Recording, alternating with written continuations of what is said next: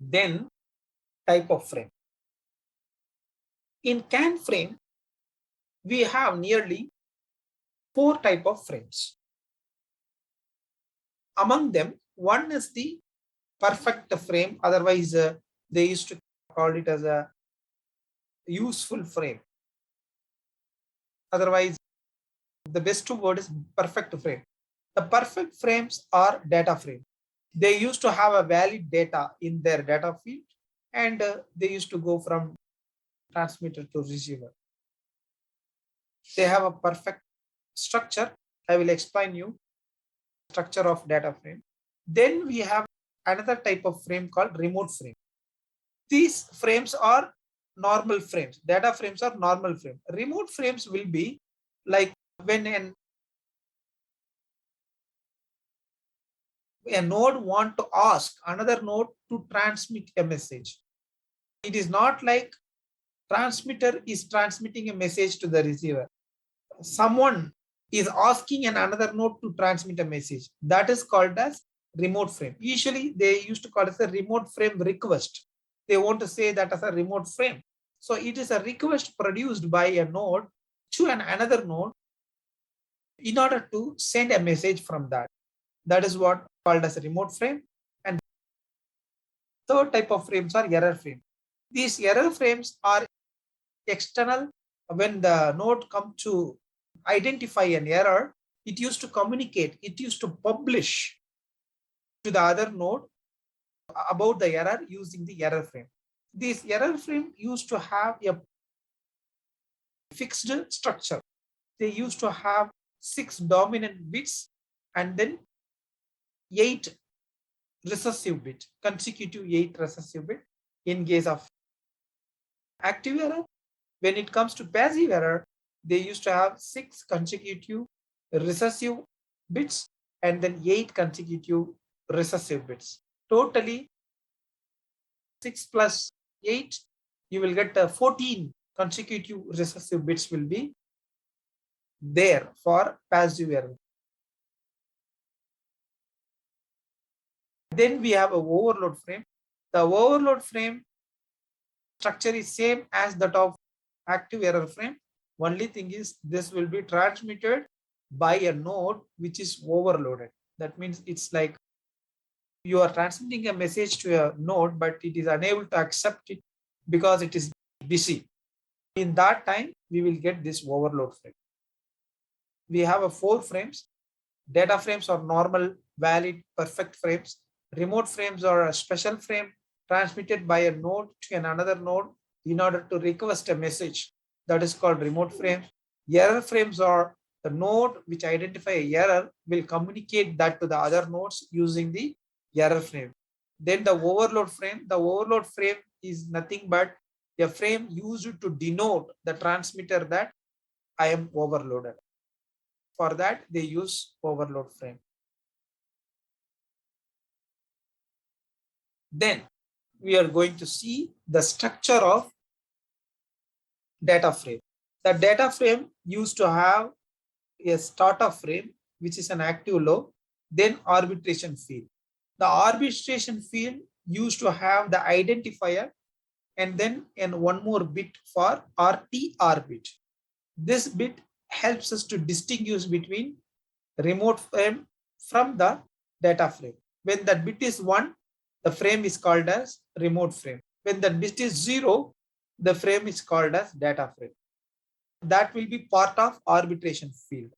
Along with your ID, you will also have RTR bit. Then we have a control fields. The control fields used to have something called as an IDE bit and then DLC.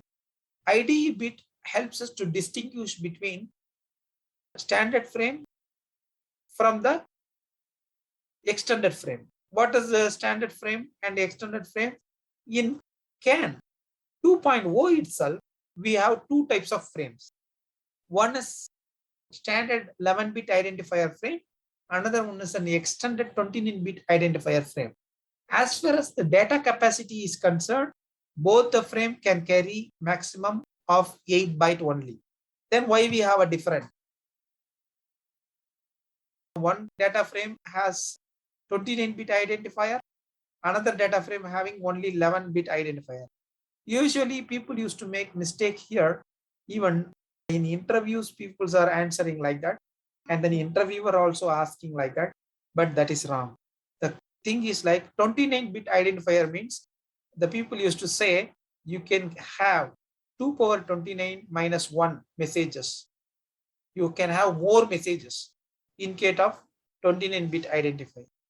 Whereas in case of 11-bit identifier, we can have only this message.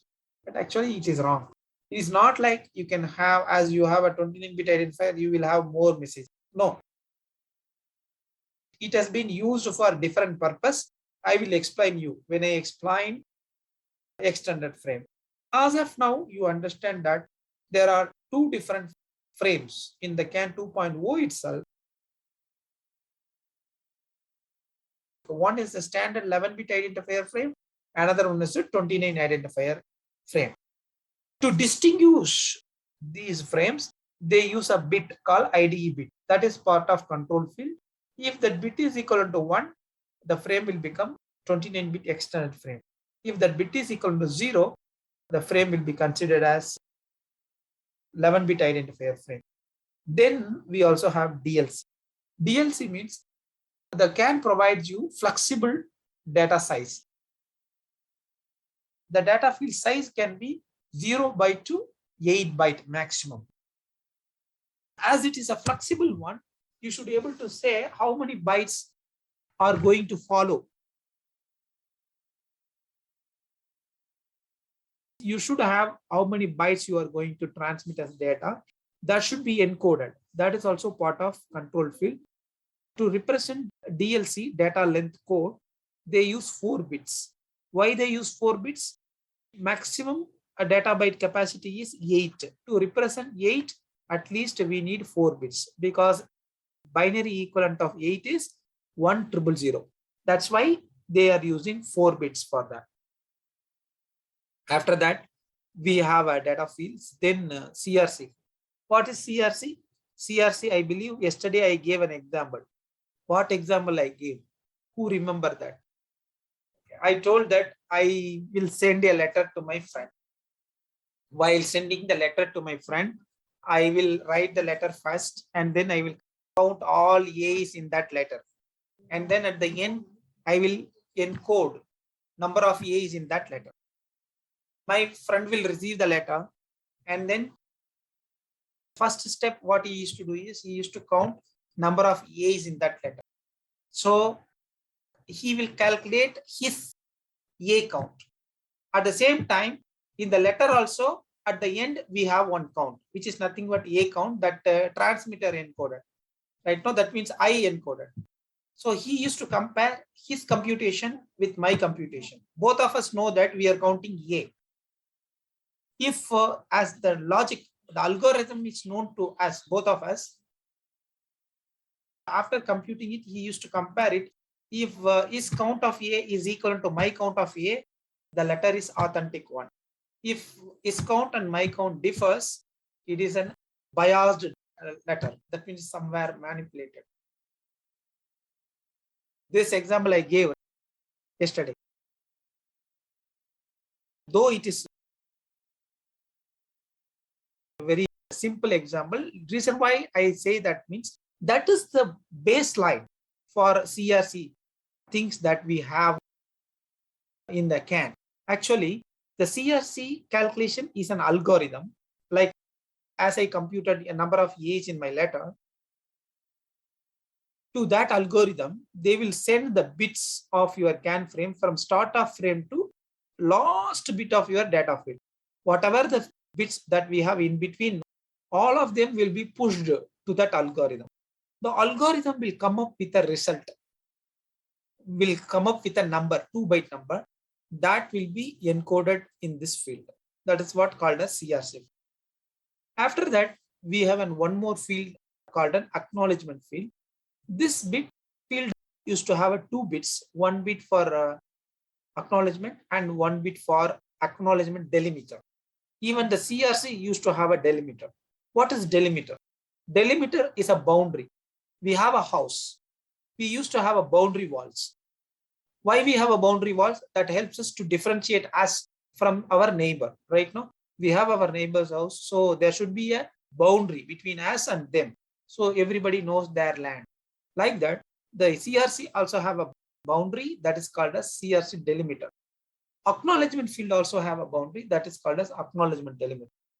Primarily, this acknowledgement field is used to make, usually that field will be set to 1 by the transmitter while doing the transmission. The moment the message is acknowledged, the receiver will flip that bit from 1 to 0.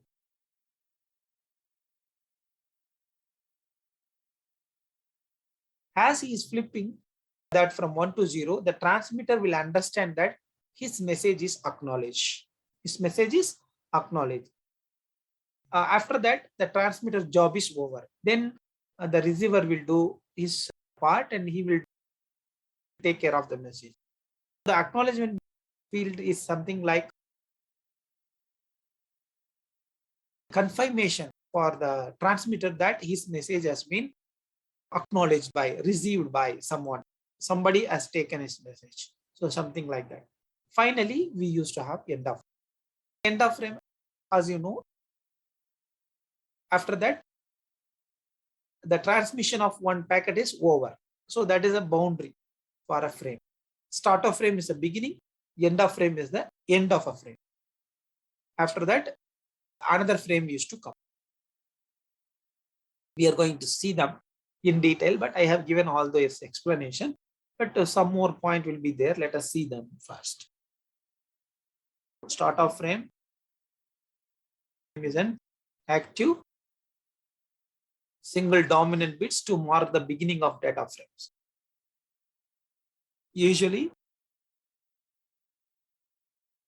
when all nodes, there is no messages available for each one of them to transmit, in that time, the bus voltage will be straight line. That means 2.5 volt. That is called as bus idle. Moment somebody want to transmit, the first thing that he will do is he will pull the bus to low. He will pull the bus to 0. That is called as start of frame. He seeks attention of others. You want to call your friend, but he is somehow he's engaged with his job. What he will do? He will call his name, or he will just make some handshaking to make him to attract his attention. Like that, every node who want to transmit something will attract others using this start of frame, which means that he is trying to say that he is going to transmit something to the bus.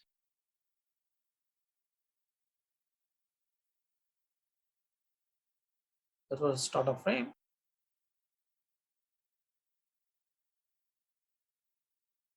Arbitration field. As I told you, we have two types of frames, standard 11-bit frame and 29-bit frame.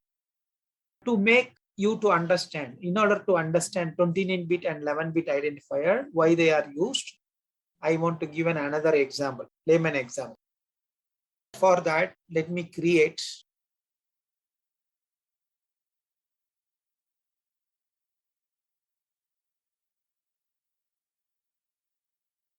a notepad. I just name this as document.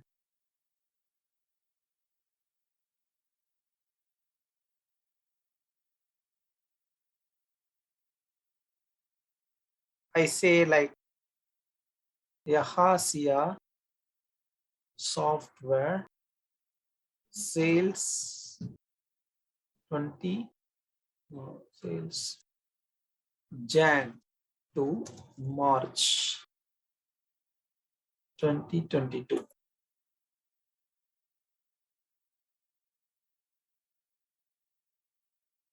Jan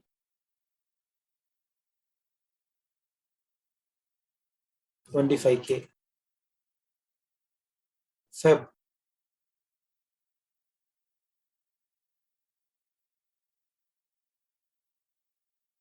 25.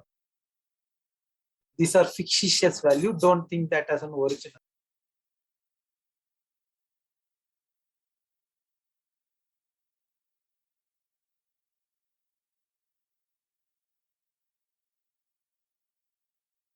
This is a document. Then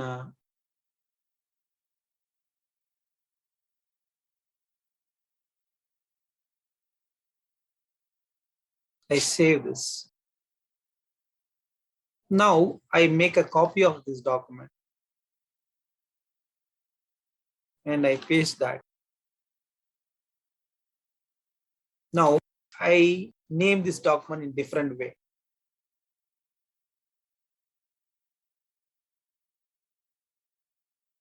Yahasia sales March, Jan to March 2022. Or let me bring that in this place so that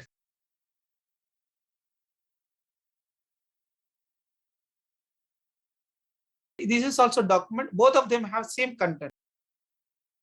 As we can transmit only 8 byte in standard and extended, both of them are having the same content, but number of characters in this one is very less. As we have number of bits in the standard frame has only 11 bits. But whereas in case of this file, it has more characters, but it has its own advantage. So, but this one has less character, but it has its own disadvantage. When you see this document, what you will come to know about the content of this document?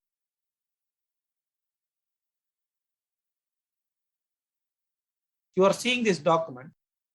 What will appear in your mind by seeing this? Nothing. By seeing the name. By seeing it's a don't know which document. You won't get any idea. It is just a document. But this one, when you see this document name, what will strike in your mind? The sales of software. Yes, yeah. Brilliant. So the moment you see that, it has the file name itself. We have a word Ehasia. It will strike like this is something related to the Ehasia software company. And you also have sales. That means it is something related to the sales. Also, you have a month name. It is sales in the month January to March. Also, you have a year in that. So you know that it is for year 2020. All the information which is related to the documents are encoded in the document name itself. Because of that, I have more number of characters. With the expense of more number of characters in the file name, I am able to give an idea about my file to the user. By seeing that, he can know that, okay, this is for something related to Asia, it is related to sales, it is in the month of Jan to March, it is for the year 2022. But this one, no. What I have to do to know about this document, I have to open it and I have to see it. Then only I will know about this document, background of that document. Otherwise, I don't know about anything. It is a more generic. So this is an example for your standard CAN frame. This is example for your extended CAN frame. In extended CAN frame, you are using more number of bits to represent, to give more information about the message. You can ask me how. Okay, this is file name, it's okay. We are agreeing. How do you say more number of bits in the identifier gives different meaning? Otherwise, additional information about the message. It's very simple. There is one standard called J1939 standard. It is a truck standard.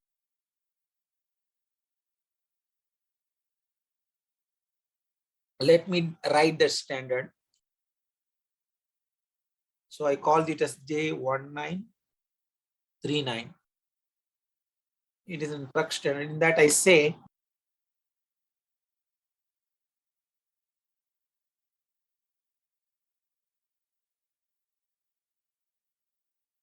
first byte of CAN message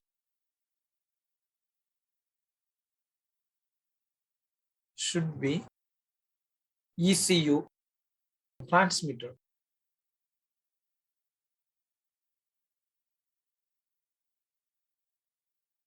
ID. Otherwise, we can say that as a source ID.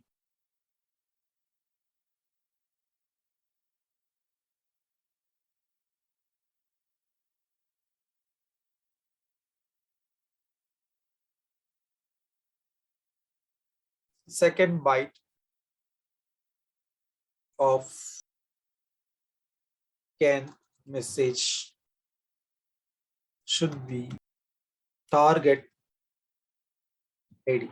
That means receiver. Third byte of CAN message should be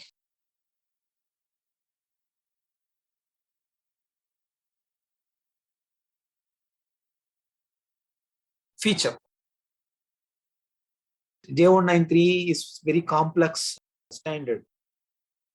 I'm giving an example to that. They gave the standard like that. Also, they have defined IDs for ABS issue. The ID is 1. For ICM, ID is 2. That means instrumentation control module, meter. Then for audio control unit, 0. Now, I have to create a message ID which is transmitted from ABS to ACU. Also, there is a number for features 01.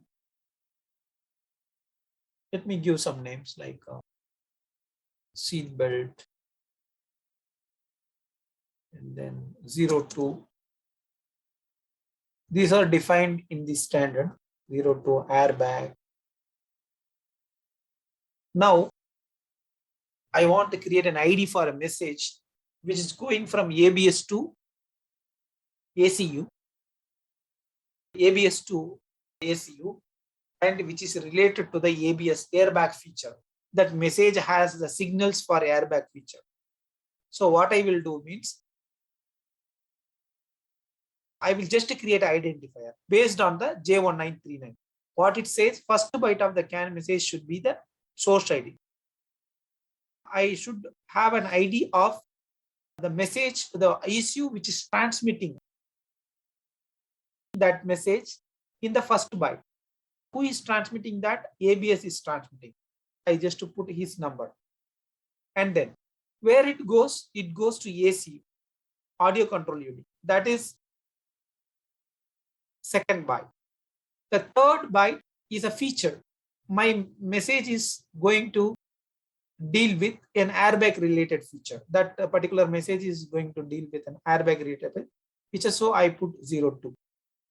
When you see this, these are just a number.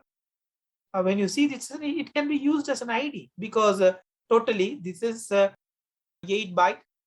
This is 8 byte. This is 8 byte. 24 bytes are there. You can additionally add some 24 bytes, 29 bytes. If you add 5 more bits means you can put a 0 and then another 0. 8, 16, 24, 24 plus 8, 32 will come. We are using 2 bytes, totally 29 bits. This is your identifier you are giving. Otherwise, forget about this. We will think about this later. So these things, see here, first byte of your, but this is an identifier actually. This is a ID for a CAN message.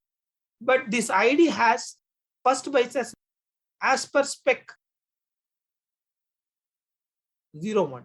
01 denote what? ABS node. By seeing this message, I can tell that the message is going from ABS to ACU, and which is something related with airbag. How I am saying? Based on the numbers.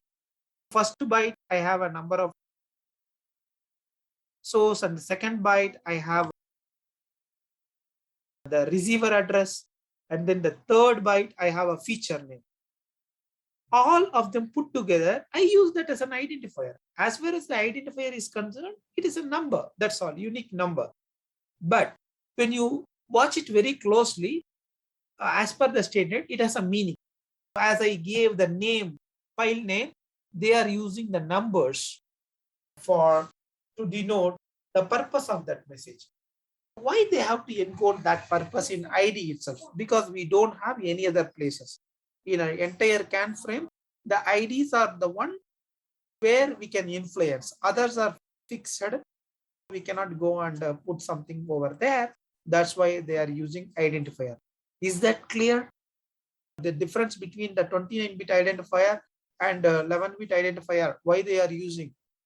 Is that clear for all of you? Yes or no?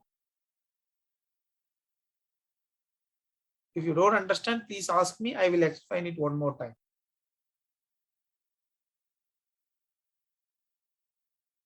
Identifier is used to encode more information about that message in the identifier itself, like about that message.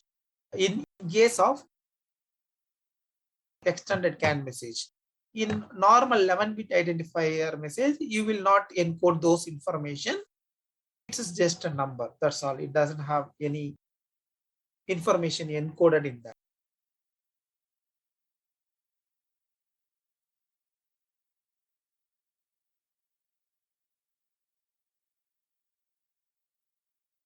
Is that understandable? Is it clear? Do you understand? Yes. Yes.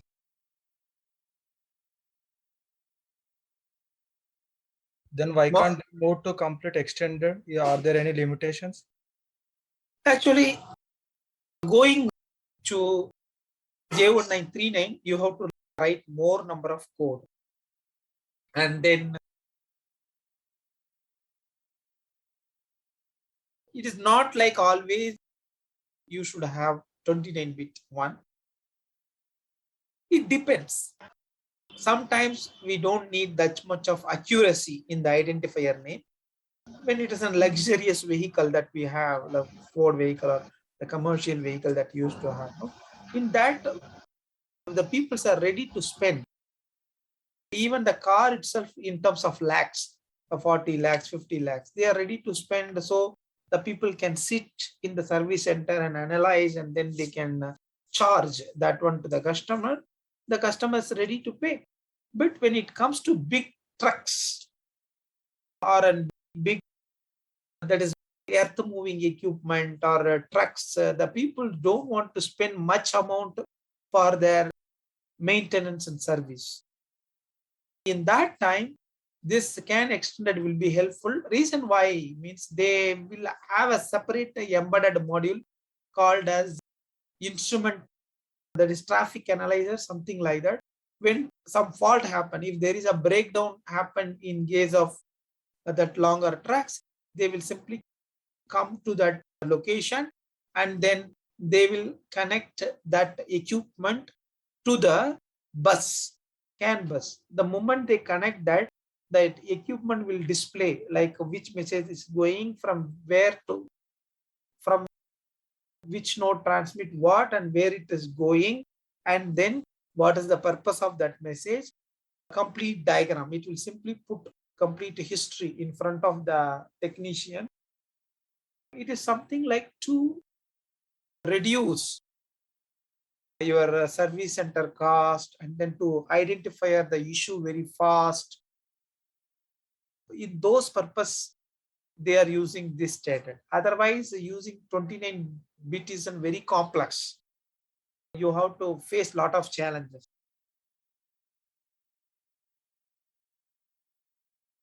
Yeah, I have one question, sir. Suppose in the frame, standard and extended both are there. Which one will give priority? Okay, 11-bit will be the priority. 29 will not be. Okay. 11-bit identifier, because in bit itself, the identifier wise always the 29 byte identifier will have a bigger value. Next thing is there is one bit, that IDE bit, that will be 1 for extended. As per the CAN, always the dominant will win. For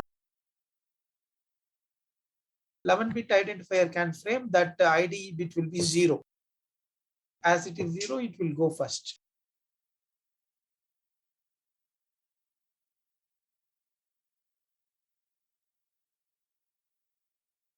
If the arbitration happens in between an extended frame and standard 11-bit frame, 11-bit frame will win the bus.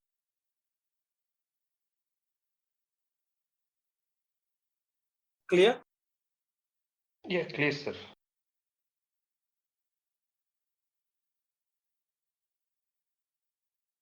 See, this is the frame structure. When it comes to 29-bit identifier, we have 11-bit identifier, and then there is one more bit called substitute remote request. It is similar to RTR, but they have a dedicated bit.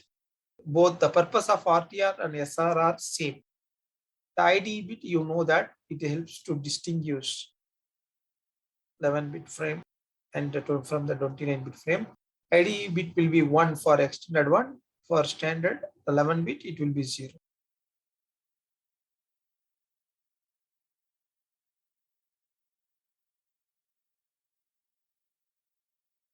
Then control field, as I told you before, in standard CAN frame, IDE will be part of control field. In case of extended, IDE will be part of arbitration. The control field used to have the DLC. Both of them have a DLC. As I told you before, they are using 4 bits for DLC because maximum capacity is 8 byte. To represent 8, we need 4 bits. That's why DLC has 4 bits. Data fields, you can transmit maximum from 0 to 8 bytes of data in the data field. This is purely your application data. Based on your project, you will have signals and then different sensor values. Those will be encoded in these 8 bytes. Then we have a CRC algorithm. How they are calculating the CRC? Actually, the CRC is calculated based on this algorithm. This algorithm is specified in the standard. If you read the standard 2.0, you can see this algorithm. What they are doing, CRC is like a 16-bit register. In that, 15-bit are used to encode the CRC value. Initially, they have a register called CRC register that is initialized to 0, and then they start a loop. Repeat means loop. In that loop, they compute a temporary variable called CRC next. CRC next is the NXT bit. This NXT bit is the bit from your bit stream. That means CAN frame used to have series of bits. In that bits, first you will add the starter frame. The starter frame is the very first bit in a frame. They will take a starter frame bit and they will XOR that with the 15th bit of your CRC register. That means last bit, MSB last bit. They will XOR with that. If they are getting 1, that will be kept here in the CRC next. Sometimes if when you do that XOR, if you get 0, that will also be captured here. Okay. After that, after capturing it, they simply left shift the CRC register by 1 time. When they left shift that by 1 time, what will happen? Bit naught will go to bit 1. They will clear the bit naught position after doing that. Then they are checking. They computed CRC next. They are checking whether it is 1 or 0. If it is 1, they XOR 0 to all 15 bits of CRC with the 4599. You should not ask like why they are doing with 4599. Why don't they do some 2047? You should not ask like that because this is specified in the standard. They are doing it internally. That you have to understand. When the CRC next value is 1, they XOR your bits with the 4599 and then they store that in the 15 bits. CRC register itself, it is stored. They repeat this step till they reach the last bit of data field. From start of frame to last bit of your data bits will be involved in the CRC calculation. So they will repeat the step until that. At the end, you will have a fine-tuned CRC value that will be attached with your data. So like that only the CRC is calculated. This is the algorithm to calculate the CRC. CRC used to have a CRC, that number, and then a delimiter. 1 bit is used as a CRC delimiter. Usually it will be a recessive bit. The delimiter is a boundary for CRC sequence that used to have a high value. Then acknowledgement field, as I told you before, acknowledgement bit will be set to 1 by the transmitter and flipped to 0 by the receiver. After acknowledgement bit, we have an acknowledgement delimiter, which is nothing but a boundary for acknowledgement field. It will separate this field from the rest. It is also a recessive bit. Okay, that's all about the data frame fields. We have studied all fields of data frames like startup frame, arbitration field, control field, data field, CRC field, acknowledgement field. All the important fields are studied. Then we have a remote frame. I will explain you that remote frame in the next session. I completed up to the data frames now. We will explore rest of the thing in the next week. Do you have any doubt in today's topic?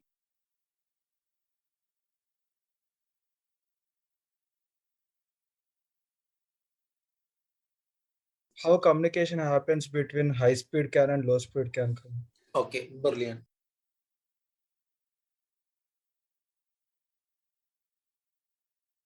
You cannot connect an high speed CAN with a low speed CAN. I told the reason before. Because they are operating in one speed, these are operating in one speed. We have some of the node in your vehicle can act like a gateway node. They used to call it as a gateway node. This gateway node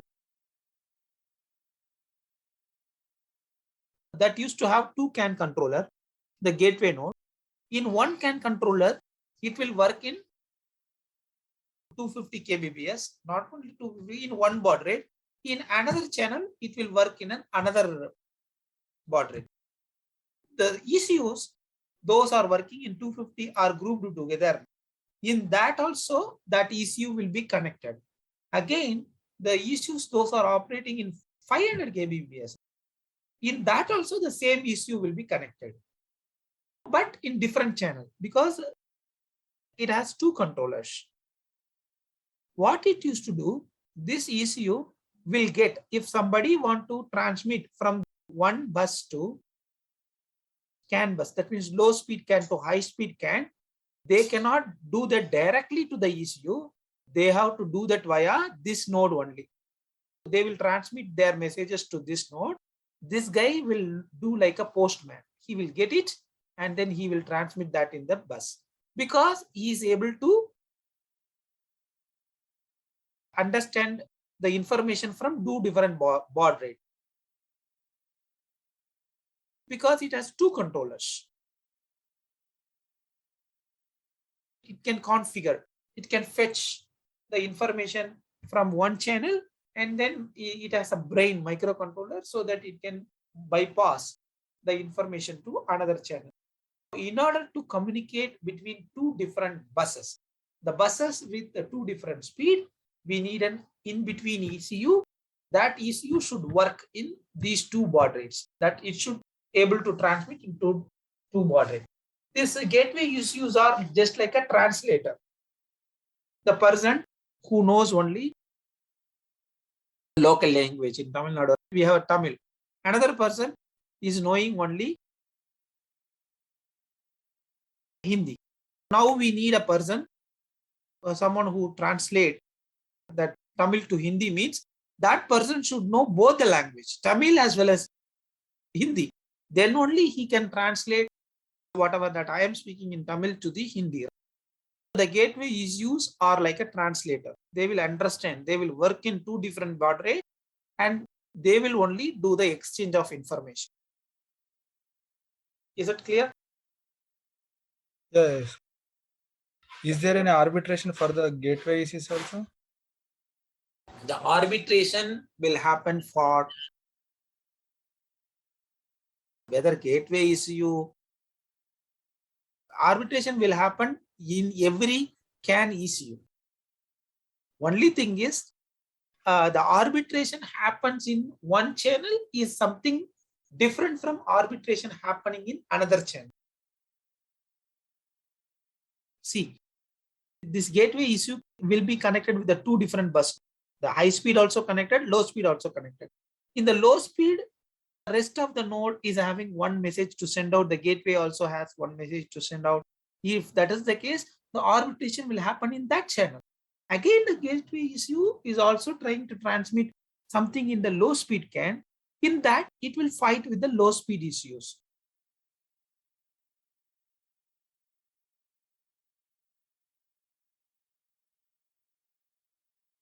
There won't be any arbitration in both the channels. One CAN controller which is dealing with the low speed CAN will do the arbitration in the low speed CAN.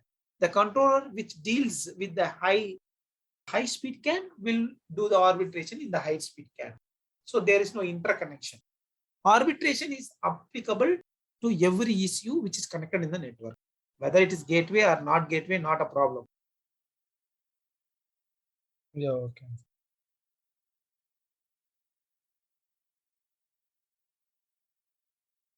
What is checksum and aligned counter? So they are related to CRC or Checksum is an area similar to CRC, but I don't think we have checksums in CAN. We have only CRC method. Maybe that is another communication standard or substandard of. I am not sure. okay. May I know the meaning for peripheral? Peripheral. Okay, brilliant. Thank you. I like these sort of questions. Okay, the peripherals is like I have a controller. What's controller? Actually, the controller is one computer, mini computer. It is a chip. It is a chip. In that chip, I have one circuitry. This circuitry will be a timer. What it used to do, it will count for some times, and then when the timer is over, it used to do some task. So the timer which is available inside a microcontroller is a peripheral. Peripheral means one block of circuit. Similar way, timer. Now all our CAN communications are handled by CAN module. That is a part of, it is a circuitry, IC circuitry that is encoded in the microcontroller, inside the microcontroller. Then that circuitry is called as CAN peripheral. I have another timers, CAN controllers, and USB. I have another part of circuitry which deals with USB communication. Then I call that as USB peripheral. I have another circuitry which is dealing with the RS-232. I call that as a SCI peripheral, serial communication interface peripheral. A peripherals is nothing but a circuitry, VLSI circuitry available in a microcontroller that is used for a purpose. Timer is for counting. USB to do an high-speed serial communication. SCI for like byte-based simple serial communication. The CAN is to do an 8-byte communication with the perfect error handling mechanism. The peripheral is a circuitry inside a microcontroller. That's all. Nothing more than that.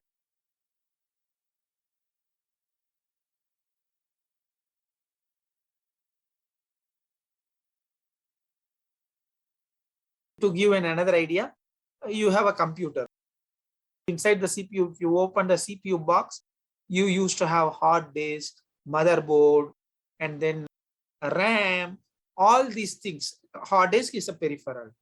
And then your mouse you have in computer, that is a peripheral. Keyboard is a peripheral. Monitor is a peripheral. So peripheral is like an organ for that system. Similar to that, the microcontroller has different organs like timers, USB, SCI, CAN, like that. They are called as peripherals. But they serve the purpose. They are used for certain purpose. The CAN peripheral is used for serial communication, like automotive serial communication. That's all. Did I answer your question? Yes.